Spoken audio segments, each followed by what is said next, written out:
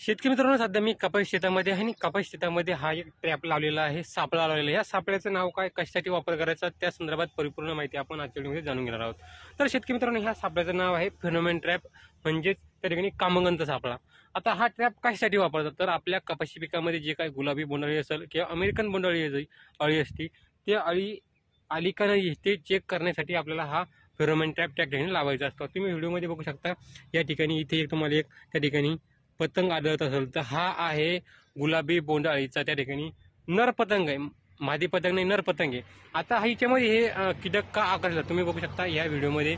इथे तुम्हाला जे काय लूर दिसतंय गुलाबी कलरची, तर याच्यामध्ये मादीचा वास असतो आणि त्या मादीच्या वासालाच त्या ठिकाणी जे काही नर पतंग आहे ते आकर्षित होतात आणि या सापळ्यामध्ये त्या ठिकाणी अडकत असतात। शेतकरी मित्रांनो, तुम्ही सुद्धा तुमच्या कपाशीच्या शेतामध्ये अशा प्रकारचे कामगंत सापळे फेरोमेन ट्रॅप लावू शकता, जेणेकरून तुमच्या कपाशी पिकामध्ये जे काय बोंडअळीचा जो काय प्रादुर्भाव आहे तो किती प्रमाणात किंवा होणार आहे का या संदर्भात तुम्हाला इंडिकेटर मिळायला मदत होते।